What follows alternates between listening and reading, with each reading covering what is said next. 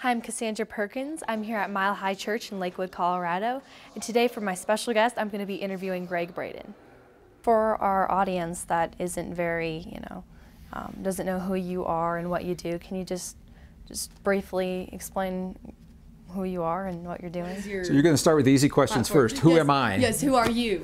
My name's Gregg Braden, and my background, my history, I was trained as a scientist and worked in the corporations in the oil and gas industry, Phillips Petroleum, right here in Denver, Colorado. I worked in the last years of the Cold War in the defense industry with the nuclear project of Martin Marietta Defense Systems.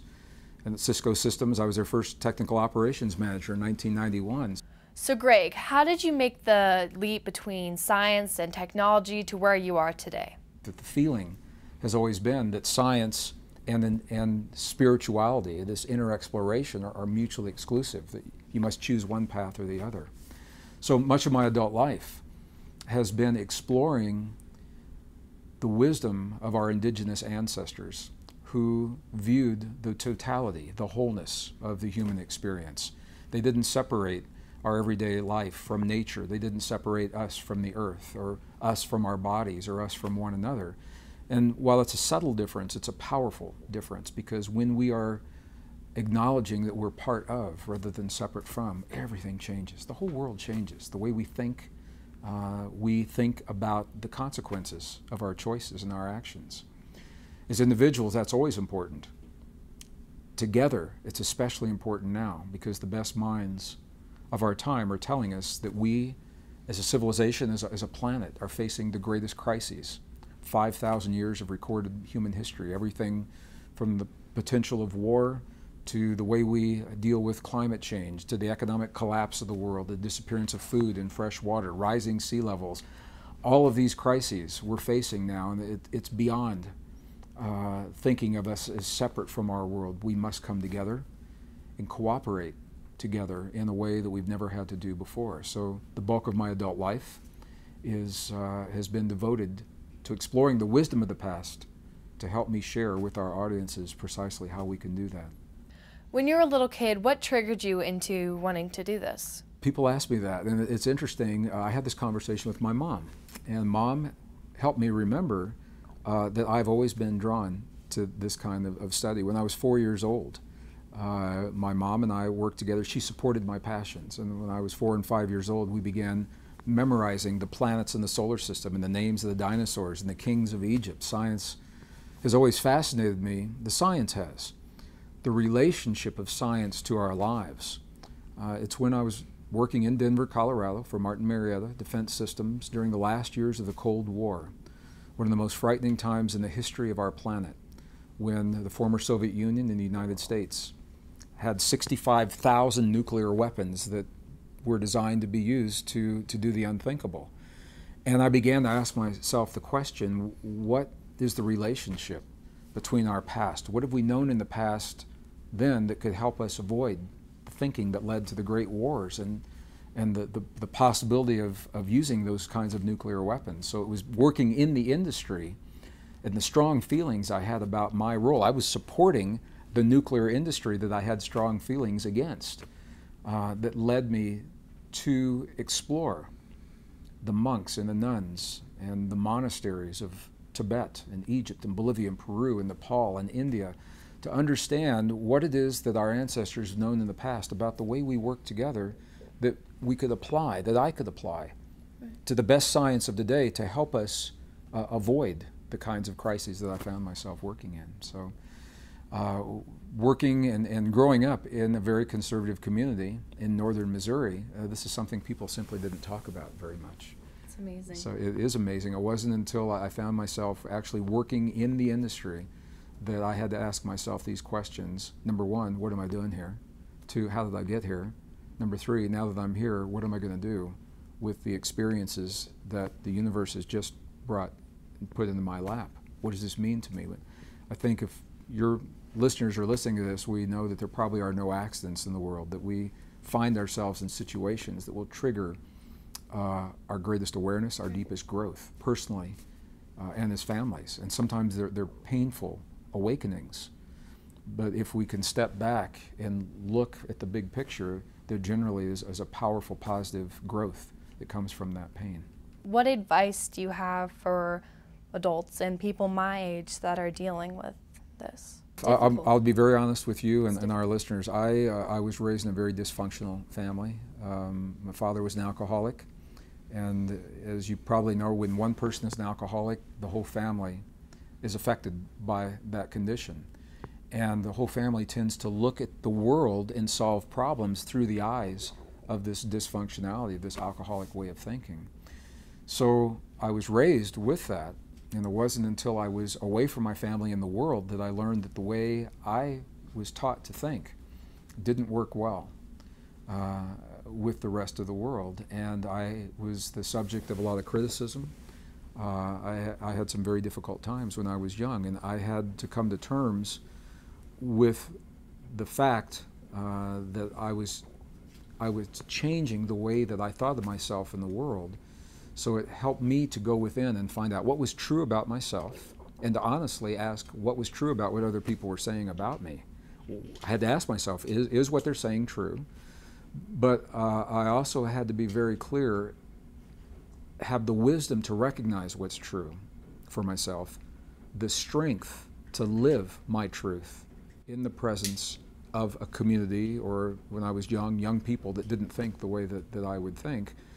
The strength to do that, but also the sensitivity to know that when other people lashed out at me or attacked me verbally or physically, that often it was their own circumstance, their pain, that led to that experience. How does science relate to this? What the science is telling us very clearly is that humans are actually peaceful and what are called benevolent beings. Now, it's hard to think about that when you watch the 6 o'clock news, but it's the truth of our nature. We're peaceful, however, we can become violent, and we will become violent when one of 3 conditions are present. When we feel personally threatened, when we feel that our families are threatened, or when we feel that our way of life is threatened. So once I began to understand that, I had to figure that out pretty quick.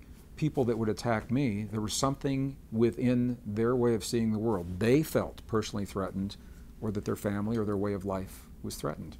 You look at what's happening in the world today. The Middle East is a perfect example. The violence that's happening there.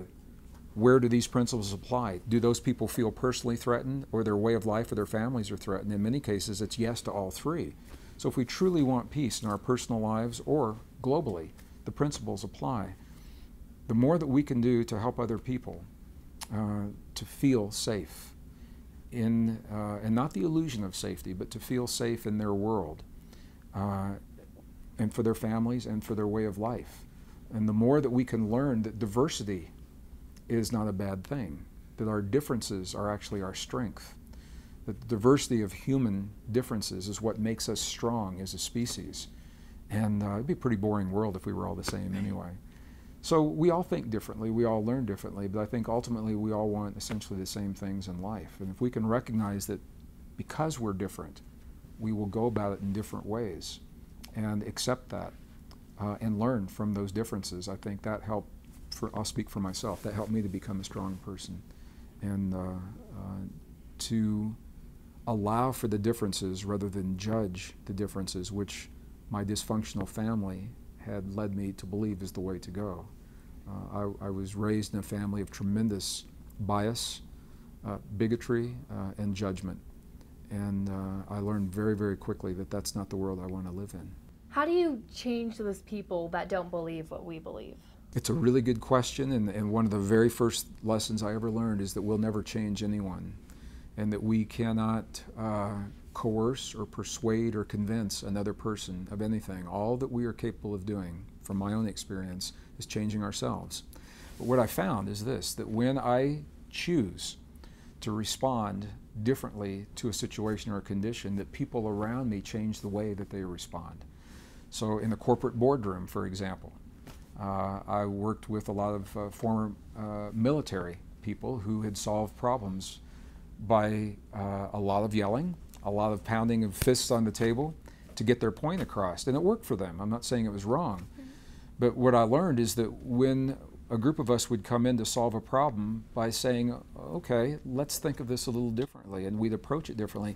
Other people suddenly would begin to respond differently, and they'd say, okay, you know, what if we thought of it this way, and how would that? Maybe that's a good idea. How would that work?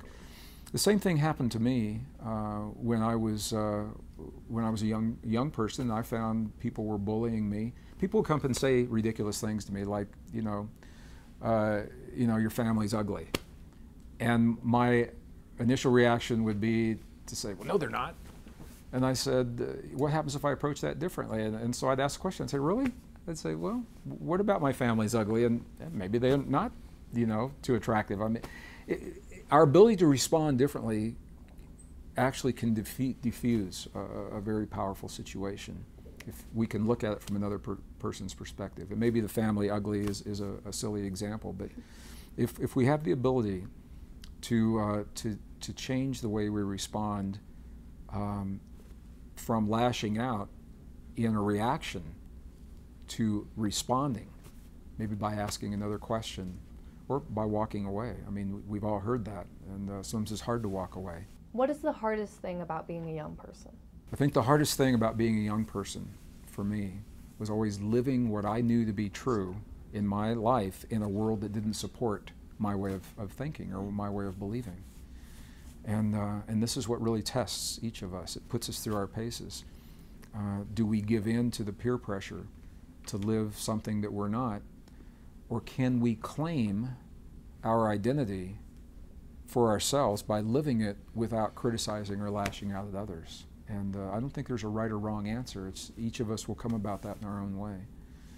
It's very difficult to look at it that way. But I remember the first time. I know a lot of people, bullying is a hot topic these days, and it's all we see it through the news a lot. I was bullied when I was in elementary school. I was standing in a locker one day, and I remember this guy. He walked up and he looked at me, and he just hit me in the face. I wasn't expecting it. My first reaction would have been to hit him back, and I didn't. And I looked at him and I said, "Why did you just hit me? Why did you just hurt me?" And he was so stunned by me asking that question rather than me responding and hitting him back. And it actually opened a dialogue between the two of us.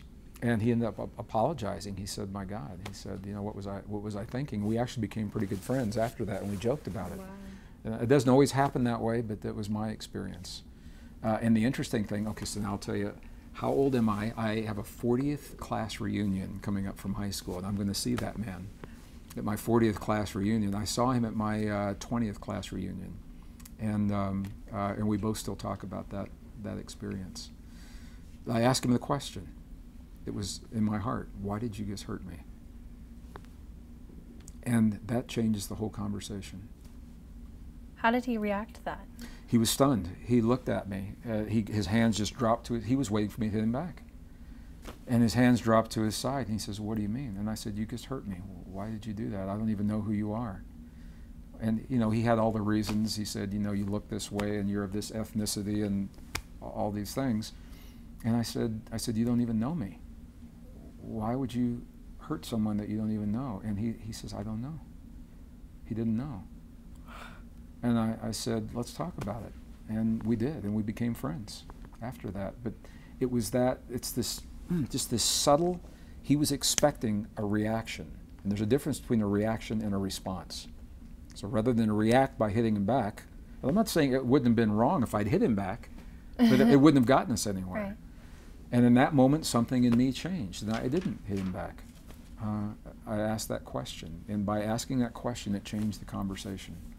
Because I knew we had to go to school together. We'd see each other every day. We'd see each other in the locker room for gym. We'd see each other in the hallway. His locker was next to mine. And that was my experience. That's the way it worked for me. I mean, did he change his ways? I mean, he did with me. He was still to other people. And as I learned more about him, I actually ended up spending a night at his house and became friends. I got to know from his family. I thought my family was dysfunctional. His was a mess. yeah, that's and I really began to understand it was his way of feeling safe in the world. He felt insecure, and it goes back, do we feel personally threatened, our family or our way of life? He felt personally threatened by a world by not having that security in his family. Now, that's not an excuse. It doesn't excuse his behavior. But if we ask ourselves why, and we can understand, it gives us a powerful insight into how to change. This is, I think, the way the world changes. I think it works that way between nations. And I think it can work precisely that way. We now are faced with the greatest crises of 5,000 years of recorded human history. No one can solve it alone. It will take a level of cooperation between nations, but nations are just people. That's all they are. And the leaders of nations are just men and women.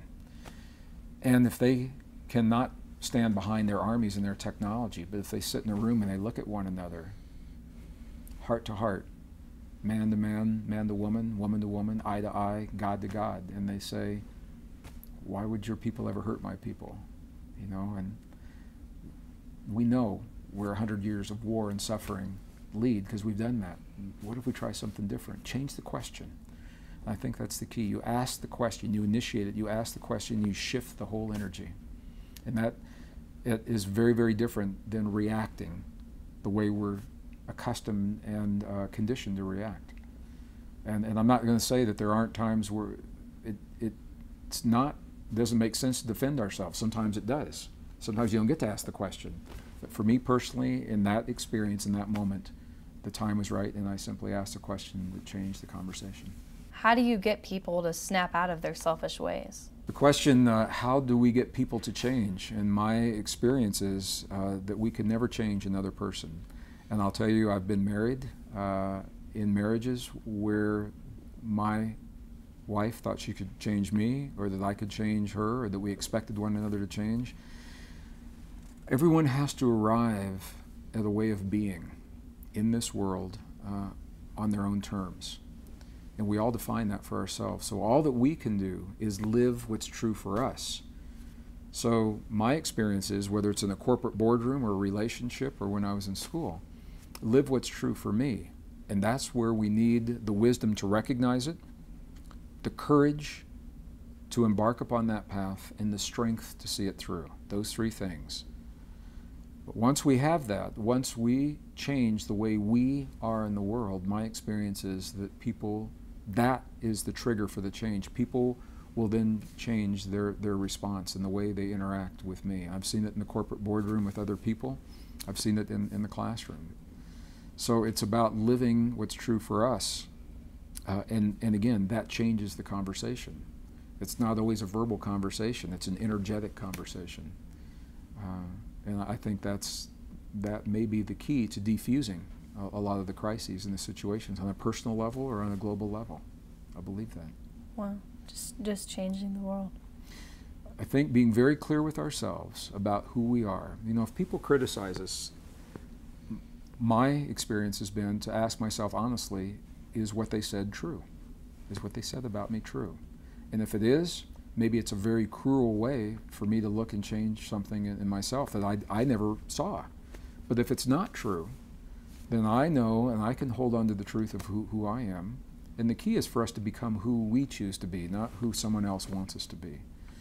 So when people say mean things about us, what young people have this amazing ability to zero in on the greatest vulnerability of whatever that is. And you know, as young people, we're very vulnerable. I was vulnerable. I was overweight when I was a kid. They zeroed right in on my weight. They zeroed right in on my heritage. I was Native American, Cherokee. And they zeroed that wasn't something that was accepted in our community. They zeroed right in on that. I made really good grades, and I was good in science and math, and they made fun of that. And I actually tried at times to make bad grades to fit in. And I did that, and I said, this isn't any fun, I don't want to do that. So I went back to making good grades. I'm not going to say there's a right, wrong, good, or a bad. It's just being clear with who we are and how we choose to be in the world and how we choose to present ourselves to the world, and having the strength and the courage to live our truth. We don't have to change anybody else. But other people often will change the way they relate to us once we find that strength within ourselves. It's an unspoken dynamic. You just have to feel it. My experience is that it works that way. Now, I also have to say that when I had my experiences, it was in another time. And we live in a different world today, and the dynamics are different, and cell phones and being able to take pictures and pass them back and forth, and Facebook and internet, that's a dynamic I never had to deal with, and I know it can be a factor. But I think the essence of this conversation hasn't changed, and that is that people will respond to what they perceive. And when I asked that man a question, he knew that I wasn't his enemy, and I was no longer a threat. I wasn't going to hit him. Right. I wasn't going to beat him up, and he knew that. And now he had to answer that question: why did you just hurt me? And he couldn't. He was shocked. I mean, I remember the look in his face. He goes, I don't know. I don't know why I just hit you. And I said, you hurt me. I was bleeding. My mouth was bleeding. I said, you just hurt me. And I don't know you. You don't even know me. And he asked me, he says, are you going to hit me? And I said, no, I'm not going to hit you because I don't know you. And I said, maybe we can be friends. Our lockers are next door to each other. We're the same age. We got the same classes. And we end up being friends. That's incredible. Doesn't always turn out that way, but it did in that instance. It did. Yeah. How old were you then? I had just gone into 7th grade. So much. So I don't know what 7th, is that middle school? It's middle school. Okay, I'd gone from 6th to 7th grade, so I changed schools, and I changed, my parents were divorced. My mom was a single mother, raising 2 sons, and we moved every year, and I went to a different school every year. I went to a different school, 7th, 8th, 9th.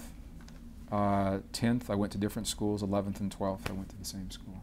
Wow. So that means I made a lot of friends in all those different schools, and I have a lot of class reunions that I get to go to now. That's cool. That's incredible. Yeah. So you have a book about 2012, and the media has touched base a lot on 2012, and they even made a Hollywood movie about it. So why is it such an interesting topic? There are a number of books that I've written over the years, and I believe the book you're talking about, the title is Fractal Time, The Secret of 2012 in a New World Age. A lot of media hype about the year 2012. Hollywood's made a movie about it. There are a lot of people prophesizing and predicting some very bad, frightening things will happen. The reason I wrote this book as a scientist, excuse me, when people ask me, I had to be very clear about what this date means. To know that, what I had to recognize was that we live in a universe of cycles. Our science doesn't talk about that. Civilization grows in cycles. And that means that whatever 2012 is bringing us today has happened before. If we know where to look into the past, we can give ourselves a really good idea of what we can reasonably expect without the fear and the hype and the speculation. So as a scientist, I looked into the records of Earth's past, like the ice cores in Antarctica, that record every year for over 420,000 years. We can tell how strong the energy of the sun was, how strong the magnetic fields of the Earth, whether the sea levels were rising and falling. We can tell all of that. So the book, Fractal Time, is about cycles of time. It is a fact that we are now living the last years of a rare and mysterious cycle of time. It's a 5,125-year cycle called a Great World Age. That's true, it's a fact. It's a fact there have been 4 world ages in the past. This one is about to end, the 5th world age, and we're about to move into the 6th. That's a fact. It's a fact that each world age in the past is triggered by Earth's location in space. The tilt, the angle, the wobble of Earth in space, it's hard to tell from here on the planet. Right. But as it changes things like climate. It changes the temperature. It changes how much sun reaches the Earth. That changes how much ice there is in the poles and whether the sea levels are high or low, and it changes the way we live and how we grow food. That's a fact. And it's a fact that somehow our indigenous, our ancient ancestors knew of these cycles before our science ever figured it out. And they told us in their way that we would experience this in our time. Many of those traditions have not been taken seriously by modern science until recently. So I wanted to say that in the book. It's also a fact that there's no scientific evidence that this is the end of the world.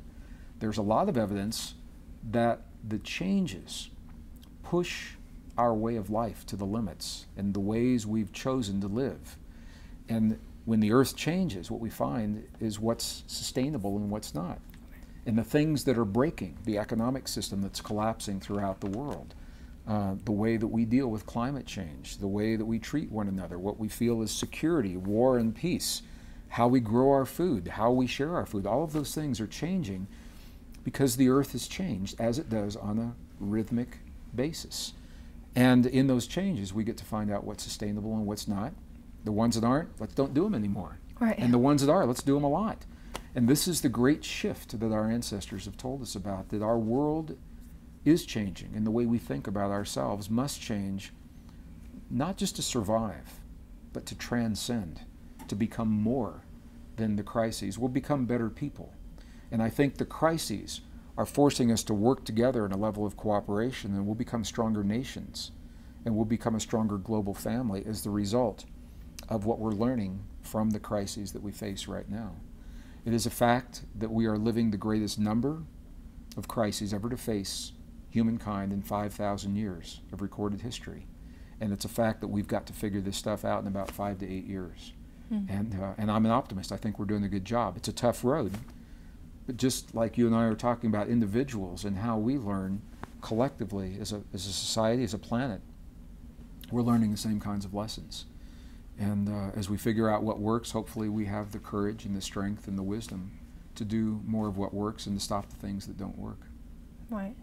And those are the things that are breaking right now. So it's not going to be exactly like the Hollywood movie. You know, the interesting thing is Hollywood, what they did was they took the darkest of the prophecies from many indigenous and biblical traditions. They took the darkest, and those prophecies also have a light side. All the prophecies say it could go either way, and it's up to us to choose. It can have really good things happen or really bad. They all went with the bad because it's Hollywood. But the interesting thing is they position it as if it all happens on one day, on December 21st of the year 2012, the last day of a cycle noted on the Mayan calendar. But if we look closely, what we find is the Mayans told us there's a window of time, it's a zone where this change happens. And that zone is between about the year 1980, when some of our listeners were probably born, and the year 2016. Okay, well, this is 2011. And that means we're almost at the end of that zone. We're already living the worst of those predictions and prophecies. We're already seeing the sea levels rise. The ice is melting. Superstorms are wiping entire cities from the coastlines. Fires are raging out of control on multiple continents. Millions of people are dying from a disease that has no medical cure. Food is in short supply. Food doesn't grow where it used to. The population is increasing. War is looming on the horizon. We're already seeing the worst of those prophecies and predictions spread out over this 36-year window rather than they're all piled up on one day. And the reason I think it's useful to acknowledge that, I don't know about you, but for me it feels way different to know that we're already dealing with the worst of those changes, right, and we're doing a pretty good job, yeah, rather than waiting and expecting them all to pile up on one day that's coming down the road. Yeah. And it's that fear, I think, that hasn't served us. It's actually causing a lot of problems with That's people. freaking everybody out. Some people, yeah.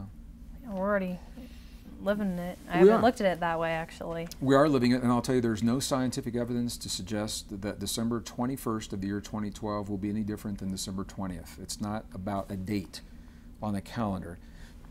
The dates are based on alignments of planets and solar systems and galaxies. These are huge systems, and they move slowly over long periods of time, so they can't have that alignment exactly on a date. I mean, mathematically and astrologically, they're going to show up that way, but think about, you know, the sun and the moon aligning up. They're not going to happen on one date. It's happening on a zone of time that we're almost finished with. We've got a few more years in that zone. So I believe that we are the generation that is bridging this rare, pivotal moment in time that only happens every 5,125 years, where we are living a way of life that has developed over the last 5,000 years. The earth changed. That way of life is being tested, and it's breaking where it's not sustainable. We're the generation that must live all that we have developed while it's breaking and build new systems that aren't in place yet. One generation has to live both at the same time and be strong enough within themselves not to get lost in the fear of everything that's falling away. And that's you and me and everyone listening to this. We are that generation. There we are. Not to get lost in the fear. And I think that's the key. to know that there are things that we simply do not know, but to trust that if we honor the principle of life, and if we honor one another, our diversity, our wisdom, our knowledge, and if we follow the laws of nature that show that nature works in cooperation, nature does not work. It's not based in competition, as Darwin has led many people to believe. The new science is showing us over 400 peer-reviewed scientific articles. Beyond any reasonable doubt, nature is based in cooperation and mutual aid, not in competition and destruction. If we can honor those principles wherever we go, I don't know where we're going to go, but wherever it is, I think we're going to do really well. And I couldn't imagine a more exciting time to be on this planet. And I want to thank you for all the work you're doing. Thank you. Thank you so much, Gregg, for being with us today. It's really an honor. Thank you so much. My pleasure. Thank you.